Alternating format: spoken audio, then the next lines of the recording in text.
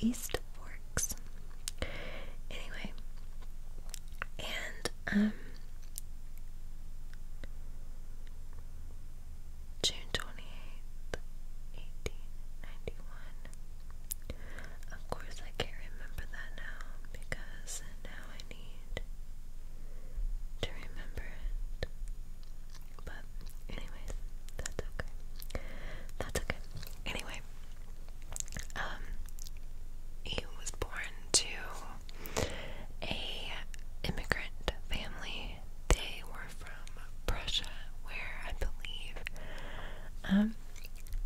it depends on where you look, but there's different information on his parents just about everywhere. Some places say that they were from Prussia, some places say that they were from Germany, and, obviously Prussia does not exist anymore. Maybe Germany is where Prussia used to be. I'm not 100% sure, but then, I can't remember exactly what the country was, but then another source said they were from somewhere else. But anyway, they were immigrants, and they were hard people. They were not loving people. There's really nothing to indicate that they were cruel people either, but they were not loving, warm people. Does that make sense? So, Carl was one of 8 children, and I think he was second to youngest. I think he had a younger sister, because he had a sister that he was in the household with later. And as the children grew up, they left the house as soon as they could. A lot of the time, it involved, they didn't leave the house by choice, it involved the law. They got in trouble with the law. So, eventually, as Carl got a little bit older, I believe it was in he was born in 1891, so it would have been 1898, I believe, that his father left him with his mother and his sister to work a farm. So his sister and he would go to school during the day, and they always had tattered clothes, and they would come home at night and they would work the farm until nighttime and sometimes beyond. So Carl had said before that all he ever got rewarded with was hard work and beatings. He never specifically said, I don't believe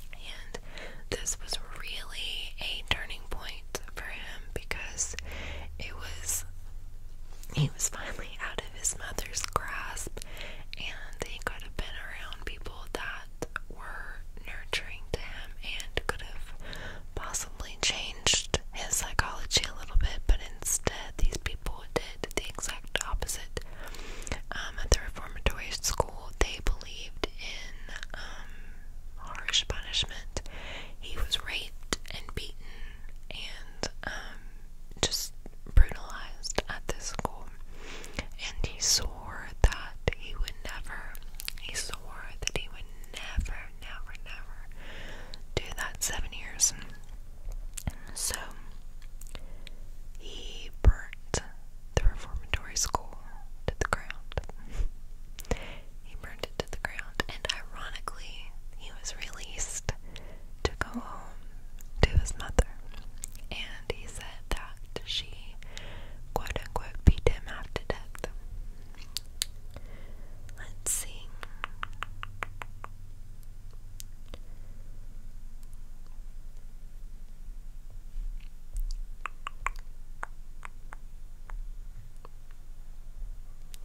There's so much information on this man that he just,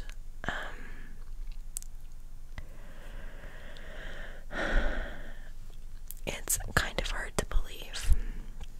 Okay, I'm gonna go to a different source because this source is a little bit more on down the line, things that he did on down the line, which we are going to talk about, but I kind of want to take it slow and start back at the beginning of his life. And I'm sorry that I'm like referencing this, but I don't want to miss anything. This is like, there's so much to this story, and I do know most of it by heart, but East Grand Forks, Minnesota, that's where he was born. Anyway,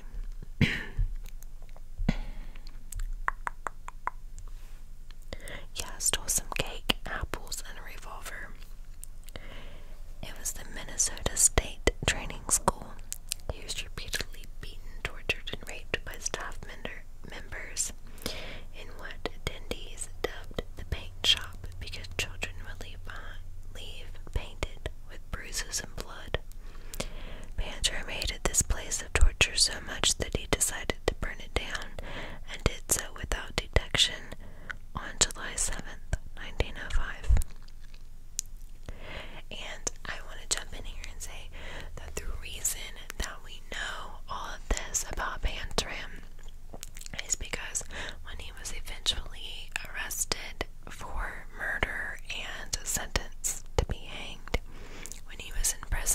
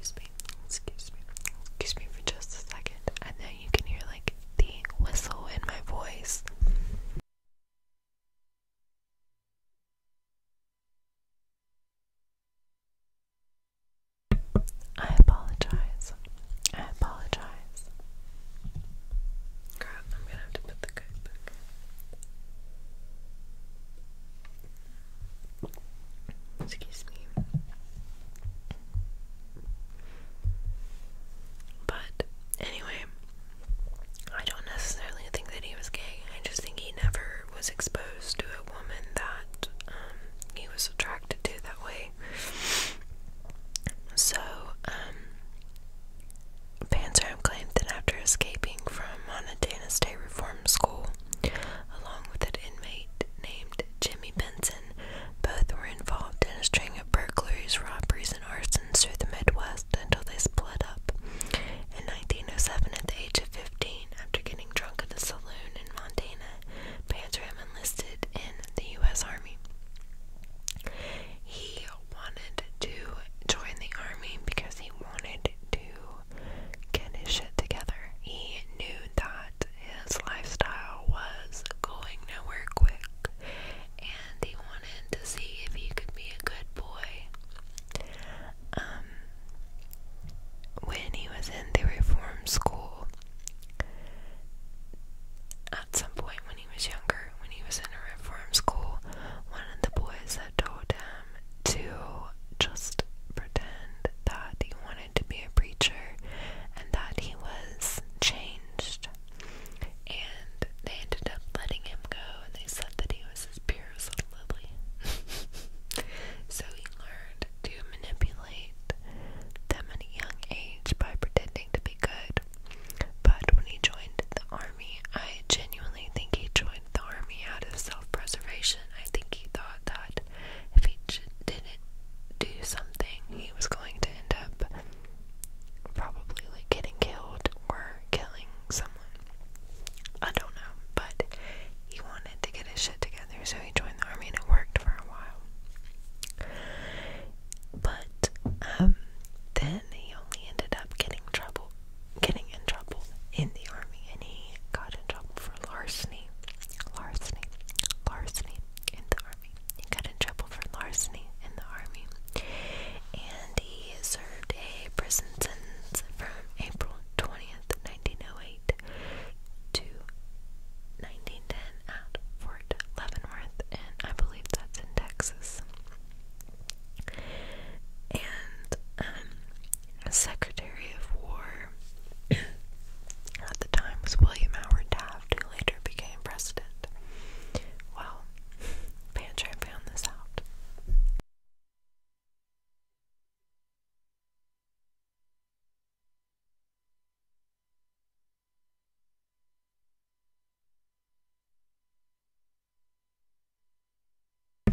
Panzram found out that William Howard Taft had approved the sentence, so he later broke into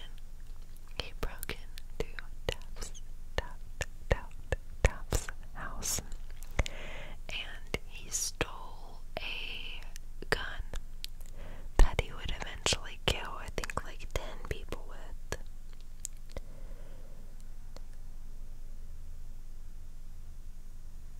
Yeah, and he claimed that any good that was left in him, any chance that he had to be a good person, died inside him at Fort Leavenworth. He claimed that was the last straw, and that is what pushed his psyche over the edge. Excuse me. After his release and dishonorable discharge, he resumed his career as a thief, stealing anything from bicycles to yachts. He even purchased a yacht with some money that he had that he had stolen from a string of burglaries, and I forget the name of the yacht, but he eventually took that name on as an alias. I'll have to check. Let me check. While incarcerated, he frequently attacked officers and refused to follow orders. They retaliated and subjected him to beatings and other punishment. He got caught for all sorts of different things. It was mainly theft. One time he went to prison for theft of a bike, which was a bit much. In his autobiography, he wrote that he was rage personified and that he would often rape men who he had robbed. He was noted for his large stature. He was only 6 feet, but I think he carried himself like a mean person.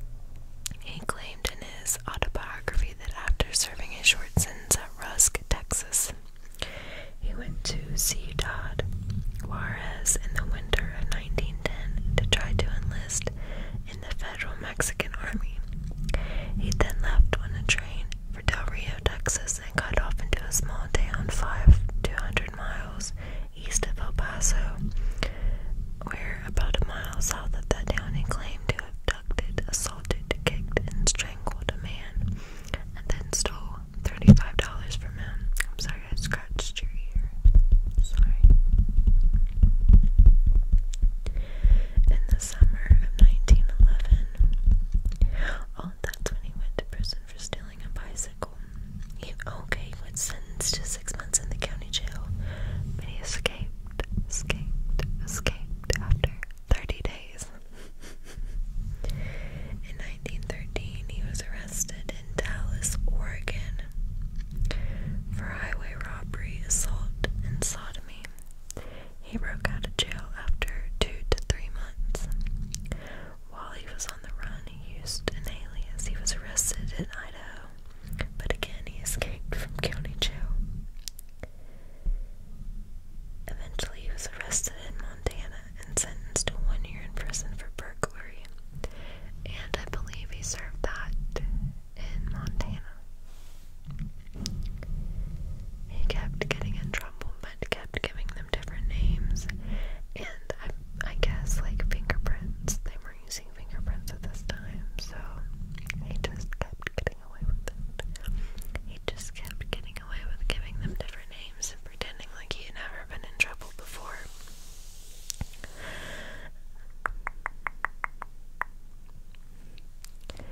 He went to prison in 1913.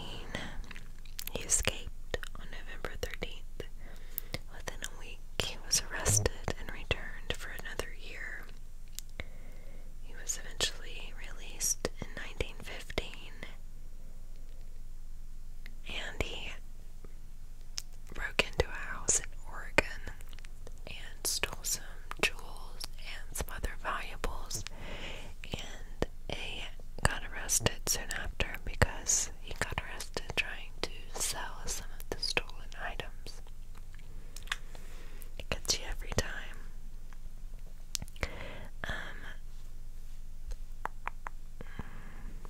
He was sentenced to 7 years, and he was going to serve it in Oregon, where he arrived on June 24th. The warden was Harry Minto, and he was not a nice warden. He believed in beating the inmates, and it was a very harsh place, and you could be beaten for absolutely no reason, just because a guard felt like it. You were nothing, and they let you know it. And every chance he got, he defied the warden, and he got the shit beat out of him constantly.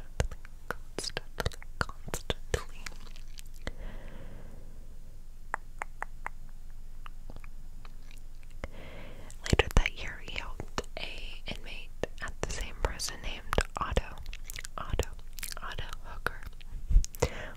Hooker to escape. And while they were attempting to escape, Otto killed Henry Minto. Was his name Henry? Harry, my bad. Harry Minto. Henry Lesser was the guard. I'm sorry.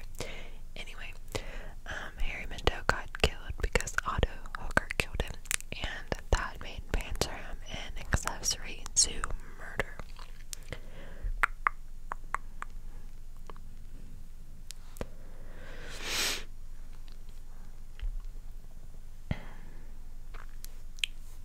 Okay, so this is when he broke into William Howard Taft's mansion. It was in August of 1920. He still hasn't killed anyone yet. But he was an accessory in the murder of Harry Minto, the warden in Oregon. So, in August of 1920, he burglarized William Howard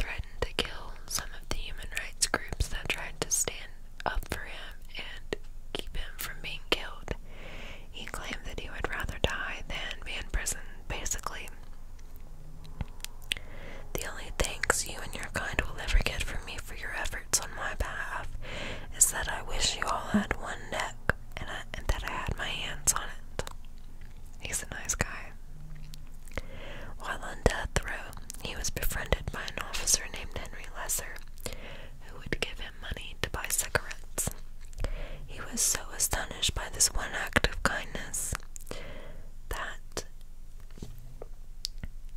after Lesser provided him with writing materials while awaiting his execution, he wrote a detailed summary of his crimes and nihilistic philosophy. In this, he made it quite clear what he had been involved in. He did not repent in the least of all the robberies, murders, rapes, and arsons he had committed. He said, In my lifetime, I have murdered 21 human beings. I've committed thousands of burglaries, robberies, larcenies, and arsons, and last but not least, I've committed sodomy on more than 1,000 male human beings. For all of these things, I am not the least bit sorry. I have no conscience, so that does not worry me. I don't believe in man, nor God, nor devil. I hate the whole damn human race, including myself. He was hanged on September 5th, 1930. As the